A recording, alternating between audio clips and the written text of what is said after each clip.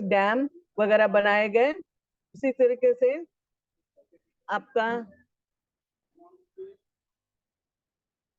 से आपका 11वीं सेंचुरी बीसी में एक बड़ा सा भोपाल लेक भी वाटर कंजर्वेशन एंड मैनेजमेंट का एक बेस्ट एग्जाम्पल है। सो from time to time, under water conservation, various efforts were taken by government in different parts of the country. But due to rising pressure of population and due to more and more development, the demand of water is increases day by day. So undertaking the demand of water, increasing demand of water, now multi-purpose river valley project is developed by our country, our government on modern lines so that impounded water can be used for various purposes under water conservation. Under this project, we made a dam on river and store water with certain capacity, and that store water is used for different purposes. In one hand, different channels were diverted from impounded water to watershed area, and drought prone area is also under irrigation facilities. On the other hand, by making dam, by making turbines, that stored water is also used for generating hydroelectricity. That stored water is also used for afforestation in their surrounding areas. Stored water is also used for navigation and fish breeding.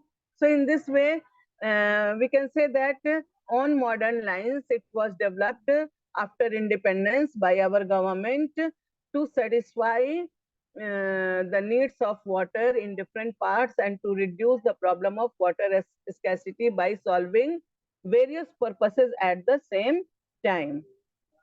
And by taking the advantages of multi-purpose river valley project, it was declared as the new objectives of modern India by Jawaharlal Nehru. It is considered as the temples of modern India, that is new objectives of modern India. इसका इतना ज्यादा positive impact पड़ा जिसकी वजह से हर area में इसको launch करना और इसको शुरू किया गया ताकि हम वाटर स्कैसिटी और वाटर से रिलेटेड डिफरेंट प्रॉब्लम्स को सॉल्व कर सकें. So what are dams and how do they help us in conserving and managing water? Dams were traditionally built to impound rivers and rainwater. Dam क्या है? आपका वही concrete, cement, BRICS वगैरह से बनाया गया एक सर्टेन स्टोरिंग कैपेसिटी के तहत एक डैम है जिसमें कि रिवर वाटर को, रेन वाटर को और फ्लडेड वाटर को मैक्सिमम कैपेसिटी के साथ स्टोर किया जाता है ताकि फ्लड कंट्रोल हो सके और दूसरी ओर ड्रॉट कंट्रोल हो सके. तो बेसिक पर्पस जो डैम बनाने का था, हम लोग जानते हैं कि गंगा रिवर सिस्टम में 9 में आप पढ़े हैं कि कई सारी रिवर जो हिमालयन रिवर हैं, जो नेपाल हिमालय से और डिफरेंट पार्ट ऑफ हिमालय से निकलकर गंगा को ज्वाइन करती हैं, they are almost over flooded every year. ठीक है.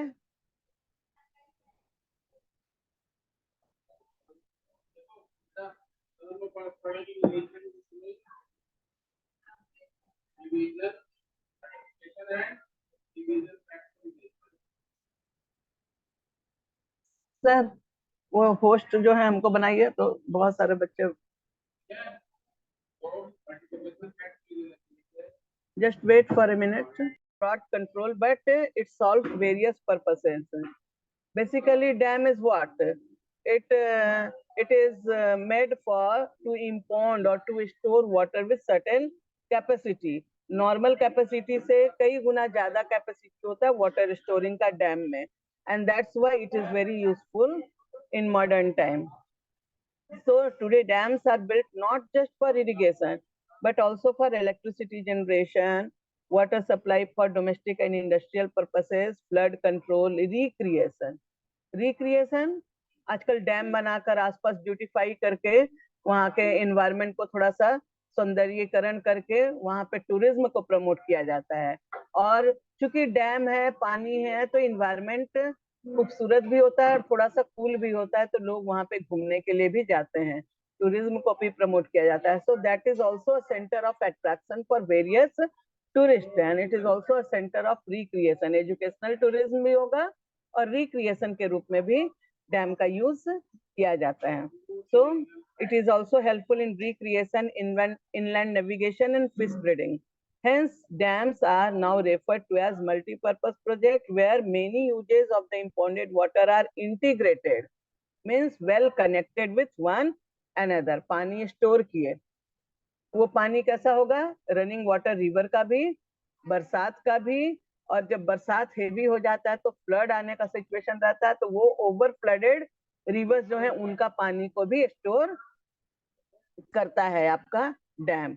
और ये स्टोर्ड वाटर में कई सारा काम एक साथ किया जाता है. टरबाइन लगाकर हाइड्रो इलेक्ट्रिसिटी जनरेट करते हैं, पानी को ड्रायर एरिया में चैनलाइज करके निकाल करके वाटर से डेवलपमेंट करते हैं, एग्रीकल्चरल फील्ड में इरिगेशन सेटिस्फाई करते हैं, आपका रिक्रिएशन के लिए यूज करते हैं, टूरिज्म को प्रमोट करते हैं, flood over flooded river water के पानी को भी स्टोर करता है तो फ्लड कंट्रोल भी करते हैं, फिश ब्रीडिंग भी करते हैं स्टोर्ड वाटर में, नेविगेशन भी करते हैं, जैसे कि अच्छा मौसम है तो थोड़ा नौका वहन भी वहां पे होता है जिसके वजह से लोग इंटरटेनमेंट और वहां पे घूमने जाते हैं. तो इस तरीके से हम जो भी इम्पाउंडेड वाटर है, डैम का वाटर है, उससे कई सारे पर्पसेस को सेम टाइम में सॉल्व करते हैं.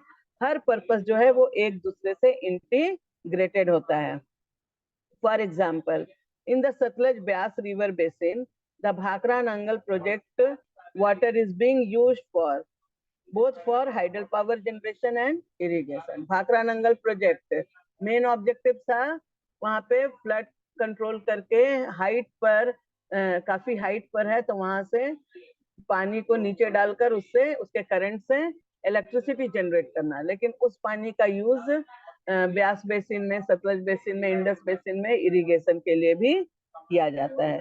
तो दो पर्पसेस तो कम से कम जरूर सेटिस्फाई किए जाते हैं. In the same way, Hirakud project of in Mahanadi that integrates conservation of water with flood control. Mahanadi भी फ्लडेड हो जाता है बरसात के समय में, तो वहां पे इरिगेशन के साथ साथ फ्लड कंट्रोल भी ऑब्जेक्टिव्स है वाटर कंजर्वेशन का. Multi-purpose project launched after independence with their integrated water resource management approach were thought of as the vehicle that would lead the nation to development and progress. Independence के बाद जो इसको शुरू किया गया और इसका जितना भी पॉजिटिव इम्पैक्ट हुआ, उससे क्या वो अप्रोच, किस तरह का अप्रोच शो किया कि एक ये ऐसा प्रोजेक्ट है जो नेशन को डेवलपमेंट के पाथ पर ले जाएगा. नेशन कॉलोनियल पीरियड में आप जानते हैं कई सारा ड्रॉट और फेमिन का शिकार हम लोग होते रहे हैं और बहुत सारा उसका जो रिजल्ट था वो destructions of life and property के रूप में दिखता रहा है. उसके बाद ये मल्टीपर्पस रिवर वैली प्रोजेक्ट का आना और drought control, flood control, agricultural production में इन्हांसमेंट, ये सब जो पॉजिटिव इम्पैक्ट इसका पड़ रहा था, इसको देखते हुए लग रहा था जैसे कि एक ऐसा अप्रोच है जो कि नेशंस को डेवलपमेंट के पाथ की ओर ले जा रहा है. उतना कॉलोनियल ऑपरेशंस के बाद, इंडिपेंडेंस के बाद ये प्रोजेक्ट काफी सक्सेसफुल रहा और तेजी से विकास में सहायक हुआ. और इसका पॉजिटिव इम्पैक्ट देखते हुए जवाहरलाल नेहरू ने proudly multipurpose river valley project को टेम्पल्स ऑफ मॉडर्न इंडिया का नाम दिया. टेम्पल्स ऑफ मॉडर्न इंडिया कहने का मतलब कि new objectives of modern India which make India in the path of development. ठीक है, तो इसलिए इसका इतना पॉजिटिव इम्पैक्ट देखते हुए हमारे जो फर्स्ट प्राइम मिनिस्टर थे उसका नाम दिए हैं न्यू टेम्पल्स और temples of modern India. The reason being that it would integrate development of agriculture and the village economy with rapid industrialization and growth of urban economy. कारण क्या था, क्यों कहा गया कि ये डेवलपमेंट की ओर ले जा रहा है? क्योंकि ये इरिगेशन फैसिलिटीज प्रोवाइड करके, फ्लड कंट्रोल करके गांव की इकोनॉमी को तो अपग्रेड कर ही रहा था, साथ ही इससे जो पानी अर्बन सेंटर को जो सप्लाई किया गया था वो रैपिड अर्बनाइजेशन और इंडस्ट्रियलाइजेशन को भी काफी कंट्रीब्यूट किया. तो अब आप यहाँ पे पहले तो यही क्वेश्चन लिखिए, वाई जवाहरलाल नेहरू. नोट करो, ये क्वेश्चन आता है कभी कभी. Why Jawaharlal Nehru proudly proclaimed और डिक्लेयर्ड दोनों एक ही बात है। वाई जवाहरलाल नेहरू, नोट कर रहे हो? जरा शो करो अपना कॉपी, नोट कर रहे हो कि नहीं? Why Jawaharlal Nehru proudly declared, why Jawaharlal Nehru proudly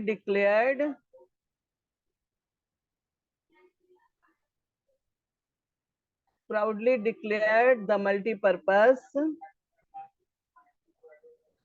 River Valley project. Why Jawaharlal Nehru proudly declared the River Valley project as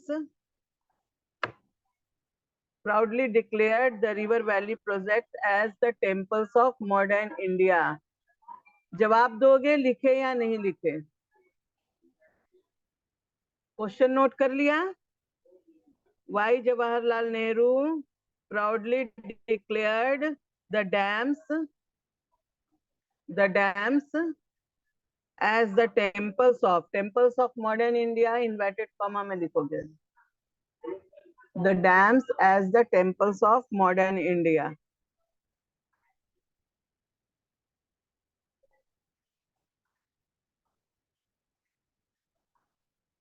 लिख लिए? Yes ma'am. आवाज नहीं आई? Yes ma'am. ओके, आंसर भी साथ में लिखो।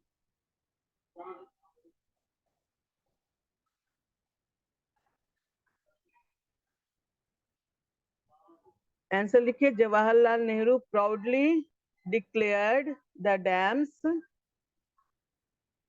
Jawaharlal Nehru proudly declared the dams as, inverted comma में, as the temples of modern India because Jawaharlal Nehru proudly declared the dams as the temples of modern India because it would integrate development of agriculture, because it would integrate the development of agriculture,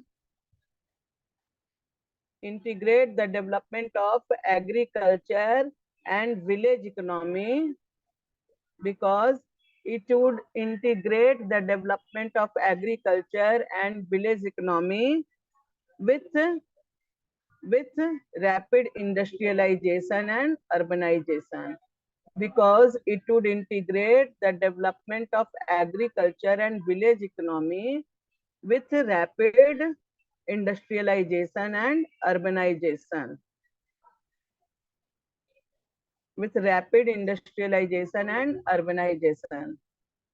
लिख लिया?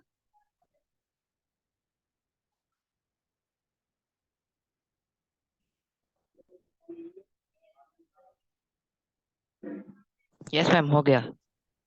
Okay, दूसरा question आपके लिए है, आप homework में लिखेंगे। what are dams and how do they help us in conserving and managing water? ये आपके लिए है, समझा चुके हैं और आप सबको पता है। इसमें सारा मल्टीपर्पज रिवर वैली का जो एडवांटेज है वो लिखोगे कंजर्विंग एंड मैनेजिंग वाटर में, ठीक है? What are dams and how do they help us in conserving and managing water? What are dams and how do they help in conserving and managing water? ठीक है? कैसे लिखेंगे? A dam is a barrier across flowing water.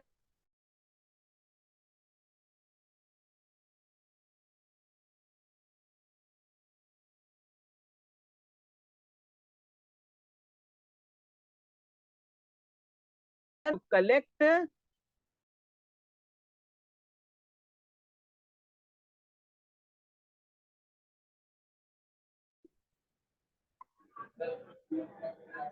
Question note कर लिया बेटा? Yes ma'am. ठीक है, तो आगे बढ़े। कैसे लिखोगे? एक क्वेश्चन और लिखो, briefly explain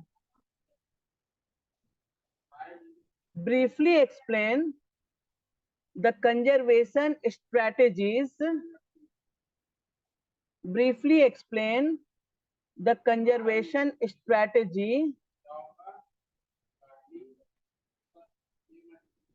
Conservation strategy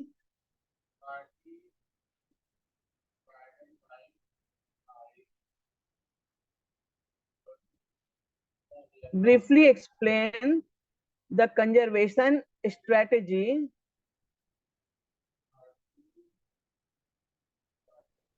or hydraulic structures hydraulic structure developed during ancient India, or hydraulic structure developed during ancient India. Question लिखा, briefly explain the conservation strategy or hydraulic structures developed during ancient India. इसमें तुम लोग कम से कम 3 example दोगे, जैसे 1st century BC का दे देना, 11th century में भोपाल लेक का दे देना, और उसके अलावा इल्तुतमिश वगैरह का पीरियड का कुछ दे सकते हो, औजे खास वगैरह का, तो कोई 3 दे देना एग्जाम्पल, समझ गए? जो कि शो करेगा कि water conservation is not new for our country, it was practised from ancient times also, and that is proved by the example of different period, that is proved by the conservation strategy made during different periods. ठीक है, आगे बढ़ जाए। लिख लोगे? ये 2 question आपका homework के लिए दिए हैं, लिख लोगे तुम लोग? Yes ma'am. ओके, तो आगे बढ़ते हैं। In recent years multipurpose project and large dams have come under great scrutiny and opposition. Scrutiny word तो तुम लोगों के लिए कोई नया नहीं है, पॉलिटिकल साइंस पढ़ते हो, ठीक है ना, डिफरेंट पॉलिटिकल पार्टी का कैंपेन पढ़ते हो, और उसमें जब टिकट वगैरह इशू किया जाता है, और वो तो उस समय तो स्क्रूटनी मतलब कि काफी जांच परख, वाद विवाद, और उसके बाद हम लोग डिसाइड करते हैं कि क्या सही है और क्या गलत। तो आजकल शुरुआत में तो इसका काफी पॉजिटिव इफेक्ट देखने को मिला, लेकिन लगातार प्रैक्टिस करने से कई तरह का इन्वायरमेंटल प्रॉब्लम्स भी बाद में सामने आया after launching multipurpose river valley project, और इस पर काफी डिस्कशन हुआ, काफी चर्चा हुआ, काफी डिस्कशन का मैटर बन गया, उसी को कहते हैं। In recent years multipurpose project and large dams have come under great scrutiny and opposition. ये वाद विवाद का विषय बन गया, कई सारे कारण थे जिसकी वजह से वाद विवाद बना। कोई जरूरी नहीं है कि डायरेक्टली इन्वायरमेंटल प्रॉब्लम्स कॉज हुआ है उसकी वजह से हुआ हो, ऐसी बात नहीं है, और भी कई सारे फैक्टर्स थे जिसकी वजह से ये वाद विवाद का सब्जेक्ट बन गया। In recent year for a variety of reasons, जैसे यहाँ पे तो बोल रहा है regulating and damming of river affect there natural flow, causing poor sediment flow and excessive sedimentation at the bottom of the reservoir, resulting in rockier streams bed and poorer habitats for river aquatic life। हम लोग class 8 में भी पढ़े हैं negative impact of dam. तो पहला तो ये जो वाद विवाद का सब्जेक्ट बना, उसके पीछे पहला कारण तो मेन कारण था कि इसका कई सारे निगेटिव इम्पैक्ट इन्वायरमेंट पर देखने को मिले, जिसमें कि बता रहा है कि regulating and damming of river, जब हम कलेक्शन करते हैं पानी को एक जगह डैम बनाकर स्टोर करते हैं तो सिल्टिंग का प्रॉब्लम्स कॉमन हो गया। जो नदियों के फ्लो के द्वारा उसके साथ जो मिट्टी जा जाकर फ्लड प्लेन का फॉर्मेशन करती थी, सॉइल को रिन्यू करती थी, फर्टाइल करती थी, उसकी जगह क्या होने लगा, वाटर लॉगिंग का प्रॉब्लम कॉमन हो गया, सेडिमेंटेशन का प्रॉब्लम कॉमन हो गया, और कहीं बहुत फ्लो है तो रॉकियर बेड भी दिख रहा है। इससे क्या हुआ, जब पोल्यूशन लेवल बढ़ेगा तो क्या होगा, एक्वेटिक लाइफ खतरे में आ जाएगी। तो ये सब कुछ कॉमन प्रॉब्लम्स देखने को मिला after regulating and damming of river. और जो हम फ्लो को रोकते हैं, रिटार्ड्स, जैसे अभी हम पढ़े क्या, a dam is a barrier across river water that obstructs, directs and retards the flow. जब हम नेचुरल फ्लो को रोकते हैं तो नेचर के अगेंस्ट काम किए, ये भी कुछ निगेटिव इम्पैक्ट देगा। नेचुरल फ्लो में कई सारे एक्वेटिक फौना जो थे वो माइग्रेट करते थे according to season from one region to another, वो उनका सर्वाइवल कंडीशंस को मेंटेन करता है। ठीक है, तो वैसी स्थिति में नेचुरल फ्लो रोकना ये भी एक निगेटिव इम्पैक्ट को लेता है। तो ये भी एक इन्वायरमेंट के अगेंस्ट बात हो गई। एक्सेसिव सेडिमेंटेशन हो गया बॉटम पर, जिसकी वजह से थोड़ा पॉल्यूशन लेवल भी राइज करेगा। Dams also fragment river making it difficult for aquatic fauna to migrate. अब नेचुरल फ्लो को ही हम रोक देंगे तो माइग्रेशन रूट ऑलरेडी डिस्टर्ब हो जाएगा, और उसमें कई सारे जो माइग्रेशन पर उनका सर्वाइवल डिपेंड करता था, सीजनल माइग्रेशन पर, वो धीरे धीरे वो स्पेसिस धीरे धीरे कम हो सकते हैं। तो ये सारे प्रॉब्लम्स आने लगे, स्पेशली फॉर स्पॉइलिंग, खास करके जो तैरते हैं और सीजन टू सीजन एक जगह से दूसरी जगह जाते हैं। The reservoirs that are created on the floodplains also submerge the existing vegetation and soil, leading to its decomposition over a period of time. आपका excessive sedimentation, rising level of pollution, और जब कभी भी कहीं पे पानी स्टोर कर रहे हैं तो वहाँ का नेचुरल जो फॉरेस्ट एरिया है वो उस पर उसका भी सबमर्जेंस, फ्लड पीरियड में उसका भी सबमर्जेंस का प्रॉब्लम आ सकता है। और सबसे बड़ी बात, जैसा कि हम लोग पहले भी डिस्कस किए, कि जब हम डैम, एक रिवर का मान लो कि कैपेसिटी है पानी होल्ड करने का 1000 क्यूबिक मीटर वाटर, लेकिन जब हम डैम बनाते हैं तो कम से कम 10,000, 10 गुना ज्यादा उसके कैपेसिटी को इनहांस करने का कोशिश करते हैं, ताकि ड्रॉट कंडीशन में, कभी मानसून नहीं आया टाइमली तो उस समय भी इम्पाउंडेड वाटर, कलेक्टेड वाटर का यूज कर सकें और ड्रॉट कंडीशन से बचा जा सके। तो 1000 क्यूबिक मीटर वाटर की जगह हम 10,000 क्यूबिक मीटर वाटर का स्टोरिंग कैपेसिटी के साथ मान लो कि डैम बनाए कोई नदी पर, और मान लो किसी कारण से वो डैम टूट गया, तो पहले जब वो नदी में फ्लड आता था तो 1 गांव, 2 गांव, 4 गांव बहता था, और जब डैम टूट जाएगा तो क्या हो जाएगा, 10 गुना इफेक्ट बढ़ जाएगा, तो आसपास का पूरा एरिया का सबमर्जेंस भी हो सकता है। ब्रेकिंग ऑफ डैम में leads to excessive flood situation. तो ये भी एक कारण था जिसकी वजह से ये वाद विवाद और स्क्रूटनी और डिस्कशन का मैटर बना। ठीक है, और इसके अलावा और भी कई सारे सोशल इशू। अब जैसे कि मान लो कोई नदी पर हम डैम बनाए, अभी हम लोग पढ़े थे, तुम लोग 9 में इंडस वाटर सिस्टम, और देखे थे कि इंडिया में तिब्बत से निकलकर इंडिया और इंडिया से फिर पाकिस्तान, जब दो कंट्री के बीच में पानी का बंटवारा को लेकर विवाद हो सकता है और उसके लिए ट्रीटी बनाया गया कि हम 20% पानी यूज करेंगे, बाकी पाकिस्तान यूज करेगा।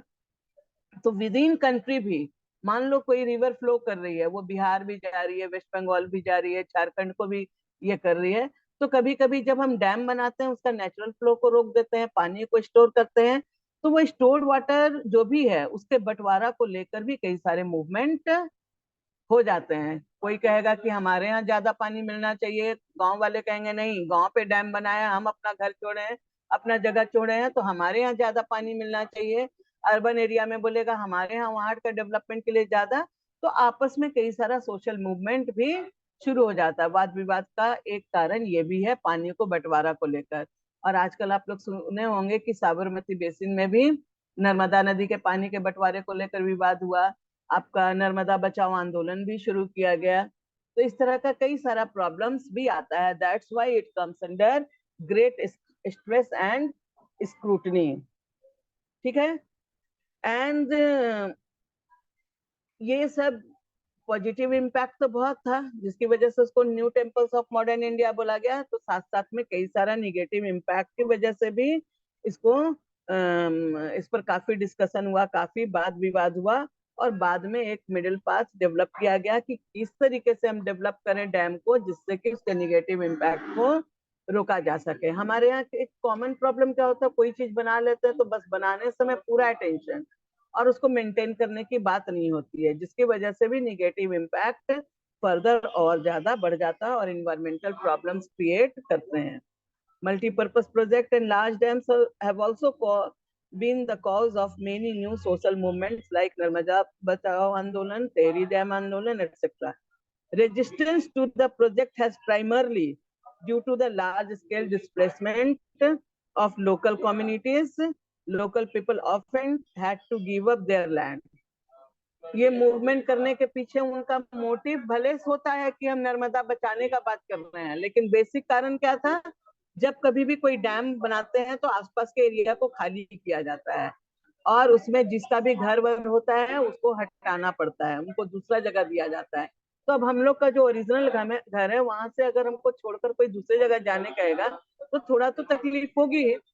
तो गांव वाले लोगों का क्या कहना है कि भाई घर हम छोड़े और पानी का बड़ा हिस्सा वहां जा रहा है। तो बेसिक कारण उसके पीछे क्या है? Displacement of local community from their original place, जिसकी वजह से वो तरह तरह का नाम से अपना आंदोलन शुरू करते हैं। उनका लोकल पीपल का ऐसा मानना है कि if the local people are not benefiting from such project then who is benefited. उनका कहना है कि भाई जब हम डैम बनाने के लिए अपना जगह छोड़े हैं तो पानी का जो यूज है वो गांव के डेवलपमेंट के लिए ही मैक्सिमम हो, जबकि गवर्नमेंट तो ऐसा नहीं सोचेगी। गवर्नमेंट के लिए तो विलेज का डेवलपमेंट और अर्बन डेवलपमेंट दोनों सेम प्रायोरिटी में है। तो जितना जरूरत गांव में है उतना देकर बाकी वो आसपास के एरिया के डेवलपमेंट के लिए यूज करती है, जो कि लोकल कम्युनिटीज एक्सेप्ट नहीं कर पाते हैं। और यही कारण होता है तरह तरह का वाद विवाद का। Perhaps the landowners and large farmers, industrialists, and few urban centers. Take the case of the landless in a village. Does he really gain from such a project? कुछ लोगों का ये भी कहना है कि चलिए एक लैंडलेस फार्मर से पूछते हैं कि जगह तो अपना छोड़ दिए तो डैम बनाने से उसका भी उन पर भी कुछ इफेक्ट हुआ। तो भाई पहले से जो लैंडलेस हैं वो इरिगेशन सिस्टम डेवलप भी होगा तो वो उनके पास लैंड ही नहीं है तो कहाँ से इरिगेशन करेंगे? तो इस तरीके से कई तरह का प्रॉब्लम्स को डेवलप किया जाता रहा लोकल पीपल के द्वारा ताकि मैक्सिमम बेनिफिट उन्हीं को दिया जा सके। इसके अलावा इसका जो एक दूसरा पॉजिटिव इम्पैक्ट है वो क्या है? इरिगेशन। इरिगेशन के बारे में लोगों का कहना है it has also change the cropping pattern of many regions with farmers shifting to water intensive and commercial crop and this has great ecological consequences. हालांकि हम लोग जानते हैं कि अगर हम सबसिस्टेंस क्रॉप से कमर्शियल क्रॉप की ओर जाते हैं दैट पॉजिटिवली अफेक्ट फार्मर्स पर उसका पॉजिटिव इम्पैक्ट ज्यादा होता है, वो ज्यादा बेनिफिट में आते हैं, उनका फार्म इनकम बढ़ता है। लेकिन जो इन्वायरमेंटलिस्ट हैं उनका कहना है कि इससे क्या है कि जमीन का जो नेचुरल फर्टिलिटी है, वहां पे जो नेचुरल क्रॉप होना चाहिए उस इन्वायरमेंटल कंडीशंस में हम उसको उसमें अगर पैटर्न को कल्टीवेशन पैटर्न सिस्टम को चेंज करते हैं तो उसका भी इकोलॉजिकल कंसिक्वेंसेस होता है। जैसे कि like salinization of the soil, over irrigation may lead to salinization of the soil.